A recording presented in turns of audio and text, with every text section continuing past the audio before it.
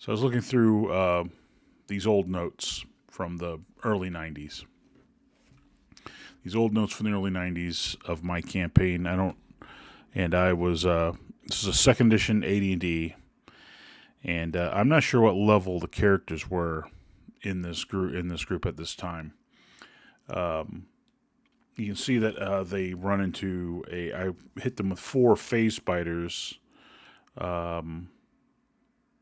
They have 35 hit points each. And they apparently did battle with them because I have all this markings here on the side. I assume they won the battle, but considering that each bite is a save or die at -2, pretty tough battle.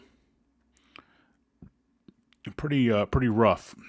And here's another fairly rough thing that I threw at them: are these random encounters. They take place somewhere.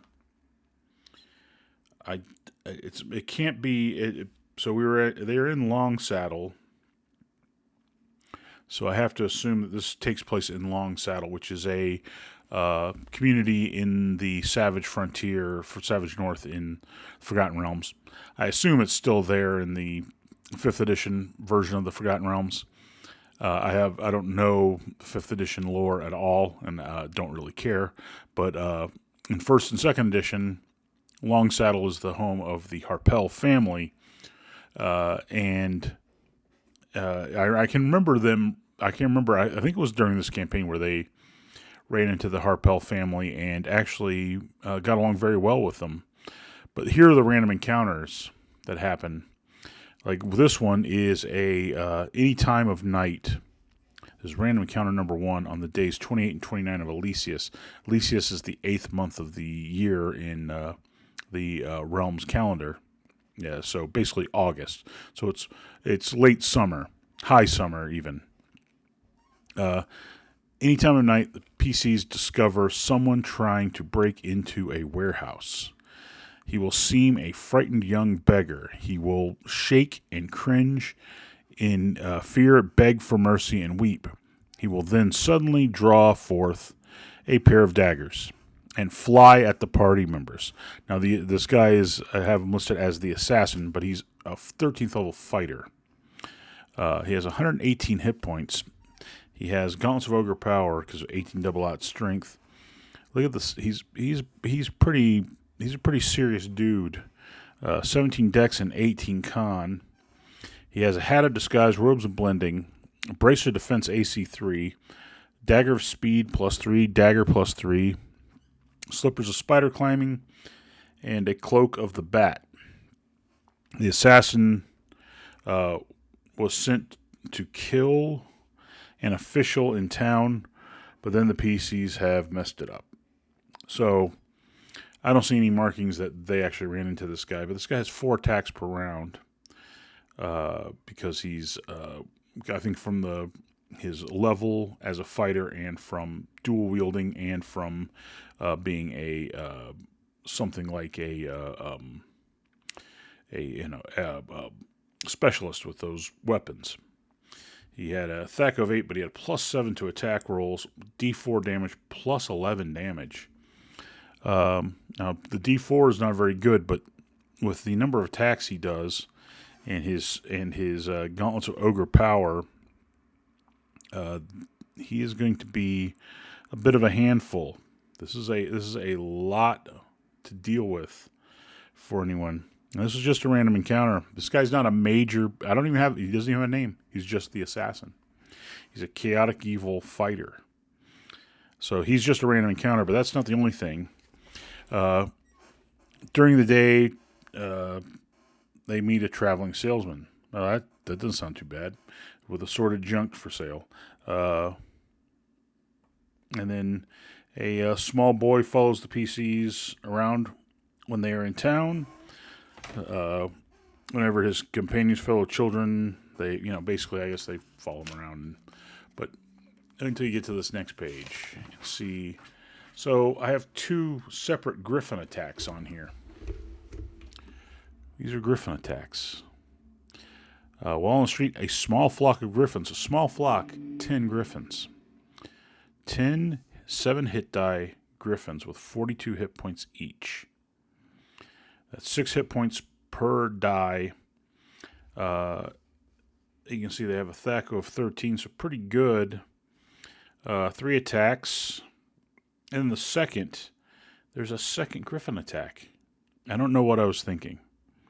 This may have been a higher level party than I was first assuming when I was going into this, because a 13th level fighter by himself against a mid-level party, I can understand. But this second attack, there are 8 Griffons in this second attack. 8 Griffons. They're attacking old ladies for some reason. I don't know why a group of Griffons are attacking a bunch of old ladies, but this is a fairly dangerous pair of encounters. Imagine if they get those encounters, those random encounters, they get 1, 4, and 5 over the course of those 2 days. That is a lot of combat. That is a lot of violence. I don't see any markings on this one that they ever ran into these guys, or on the previous page that they actually faced the assassin. But apparently, they did get attacked by the 10 Griffons, because I have some markings over here to show that somebody took some damage. You can see the slash through. I don't see any. Usually there'll be markings along the side here that would show the number of Griffons getting injured, but I may have just used scrap paper for that. I didn't always do that on this, but 90% of the time it would be written out. So maybe I saw the 10 Griffons and changed my mind in session and decided that was 1 Griffon would be sufficient. I don't know. Griffons are a pretty tough monster. There's a giant Griffon that flies overhead. This is at night. It flies past the moon. If you can see, I don't know if you guys can see that well. And then that's, I just was looking through this and I wondered, if people are at all interested in looking at these kind of notes. This is page 34 of just one adventure. The adventure goes back to, all the way back here, where the adventure starts out with the party in Skullport in Undermountain, and they get a mission to murder a acolyte, or I shouldn't say an adherent of the god, the god of strife, Bane. It's this, and they're hired by this fellow named Chul. I do not remember if that is an NPC out of Undermountain, or if that is a NPC I created. The Chul name looks like something I might have invented, but I can't know for sure.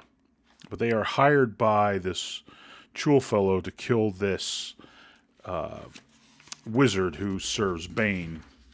As far as I can tell, I don't have him mentioned as being a member of the Zentarum. This is just a Baneite. And they are hired in the Deep Fires, and then they have to go from the Deep Fires out of Undermountain by the River Sargoth into Waterdeep Harbor. And I have that all written out here in these various notes. A lot of this is, if you look, a lot of this is like the equivalent of box text. A lot of it's done in second person, like you, because obviously I'd be talking to the whole party. You do this, you do that. I don't know what exactly, but coming up here is some of the encounters I have. Here's at one of the inns where they're supposed to be looking for these Baneites. Some people. You see section 4, the arrival of Shodar the Grey. Shodar the Grey is the adherent of Bane. He is a neutral evil.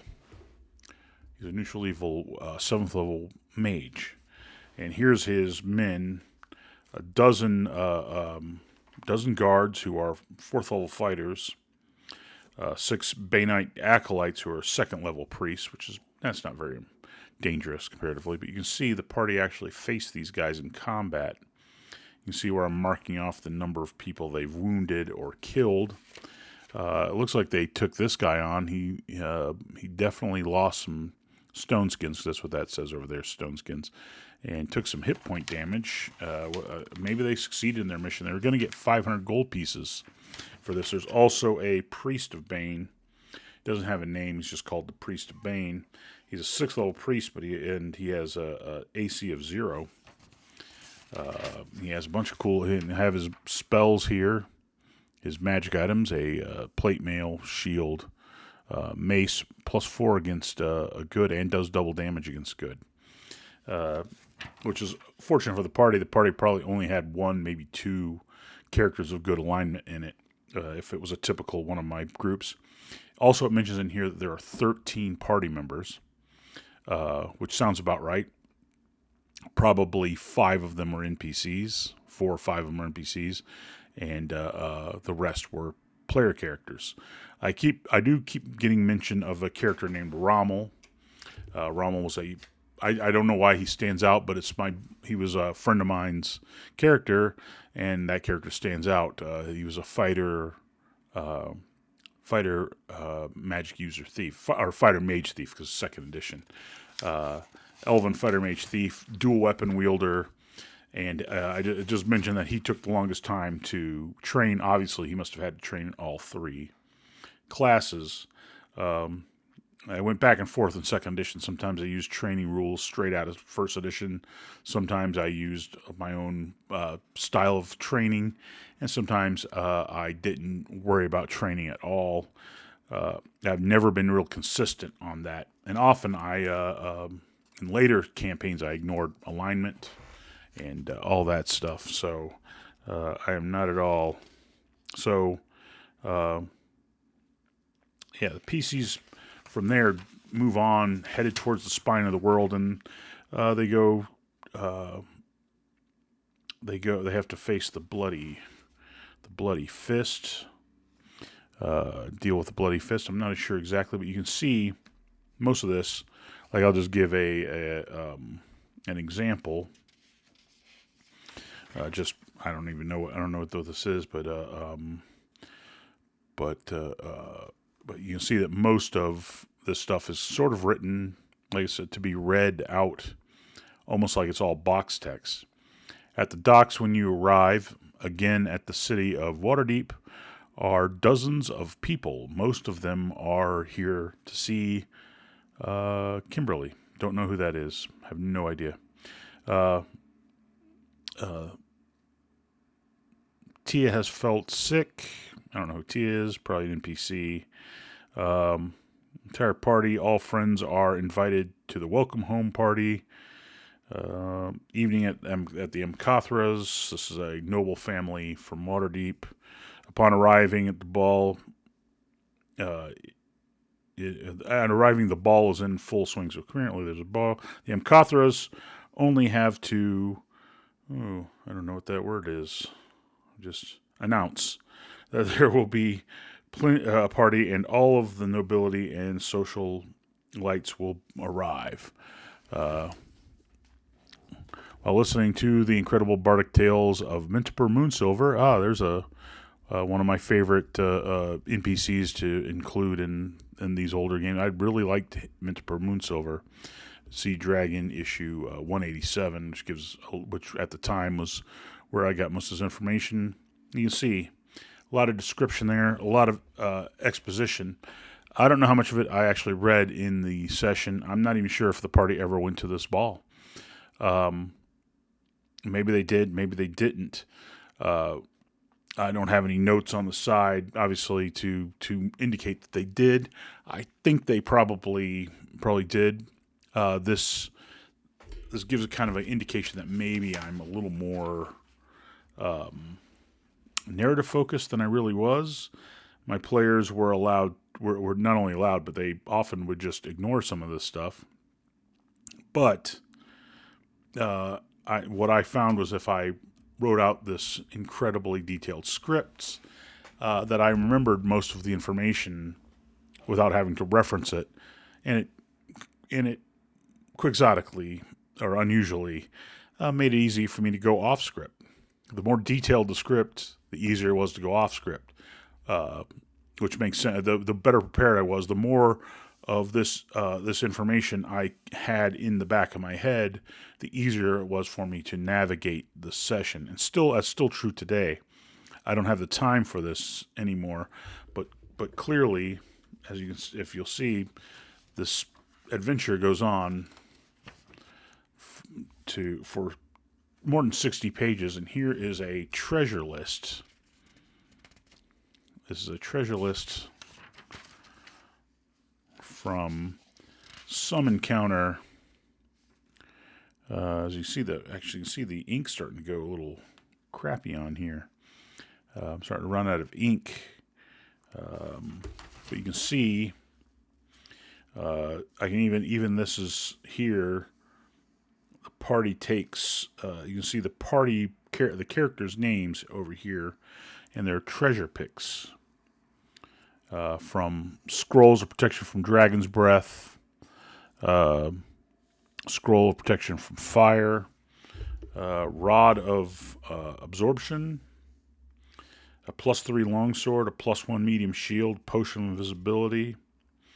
You can see these are non-magical items up here, but the magic items, of course, have names by them. Like potion of plant control, potion of extra healing. Shit, I didn't mean to do that. Bumped right into that. But yeah, it's just interesting. These are the scroll. This scroll had a bunch of spells on it. Look at that: Wizard Eye, Fumble, Dim Door, Anti-Magic Shell, and Spell Trap. And this scroll had Neutralize Poison, Protection from Fire, Pass Plant, and Speak with Dead, for example. A lot of scrolls, not a whole lot of permanent magic items on here, but the ones that are. One of them is right here, a Tear of the Dragon, which came out of one of the issues of Polyhedron. That was a particularly powerful magic item. It doesn't have a list of what all its powers are here. I can't remember off the top of my head, but it was a pretty powerful magic item introduced in Polyhedron in one of Ed Greenwood's Ever-Winking Eyes articles. Anyway, don't know how interesting this all is to anyone watching, but this is an idea of, just give an idea of what kind of preparation, what kind of effort I put into my, I don't know, people who are just starting out. This is the treasure list for this creature, Glimmer Flame, who was apparently I think a shadow dragon. I think the way I'm looking at this is either a shadow dragon or a deep dragon. Dragon's Lair doesn't say. At least I can't see right off the bat. But it is either deep dragon or a shadow dragon that the party dealt with.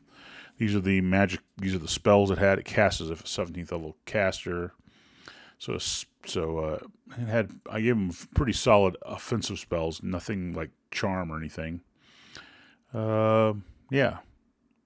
I'm not sure what kind of dragon that is. Maybe it's... Anyway, but that just gives you an idea, a small idea of the kind of effort I put into this sort of thing. Today, I would not put 60 pages. There's no way I put 60 pages into this. I don't have the time to do all this, to do all the description. I would basically, anyway, I don't want to go on too much longer. I've already been 19 minutes, and but it's clear this is what my older stuff looked like. Here's notes about what happens after these events, after delving into Undermountain, and then key to the Lichguard dungeon, for example, which I might do a little bit next time because the dungeon's a little bit easier to imagine what to do, and I have no idea where the map is for this either. But I don't know. I don't know how many people share their actual gaming notes. These were used in session by me. This is not just some example to someone's using. These are actual. This is actually what I did and how I wrote. You know, you can see it's a little bit more difficult. The next one, maybe I'll go away from the ones that are written and that have that are written and go back to the ones that are printed. I can read my printing more easily than I can my writing. I'm somewhat out of the habit of reading cursive because I rarely use it anymore. I haven't used it very much over the last 30 years, but at the time, it's how I wrote all these notes. This is just a glimpse into how I was writing these campaigns, how I was running them, and I don't know if anybody's that interested in this, but I don't see people posting their campaign notes too much on the internet.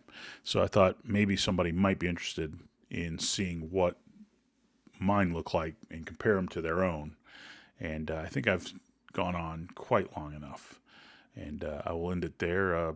Do like if you do like this video, and do subscribe if you feel like subscribing.